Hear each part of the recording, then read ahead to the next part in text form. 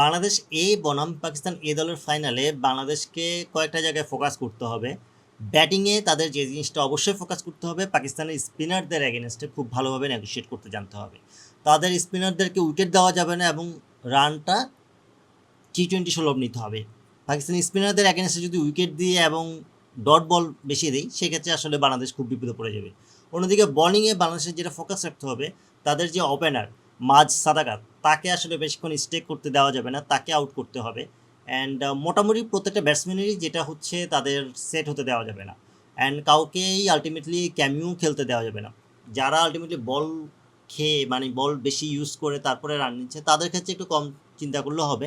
But কাউকে cameo innings বা set হতে দেওয়া যাবে না। বাট সবথেকে ইম্পর্ট্যান্ট ব্যাপারটা হচ্ছে বাংলাদেশের ফিল্ডিং। ফিল্ডিংটা বাংলাদেশের প্রথম ভালো হলেও আলটিমেটলি লাস্ট 2টা ম্যাচে খুব খারাপ হচ্ছে। সো ফিল্ডিংয়ে ভুল করা যাবে না, ক্যাচ মিস করা যাবে না, ফিল্ডিং মিস করা যাবে না। এই কাজটা অবশ্যই ফোকাস করতে হবে।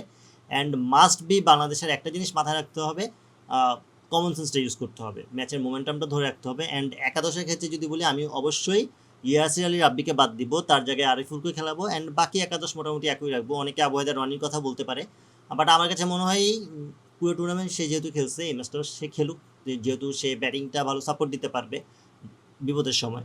সো এই জায়গা থেকে আমার মনে হয় আলটিমেটলি একাদশটা এটাই হতে যাচ্ছে। আপনার মতে একাদশ কী হতে পারে এবং এই ম্যাচে বাংলাদেশ কোথায় ফোকাস করা উচিত, অবশ্যই কমেন্ট করে জানাবেন। ভিডিওটি ভালো লাগলে লাইক, কমেন্ট এবং শেয়ার করে পাশে থাকবেন। আল্লাহ হাফেজ।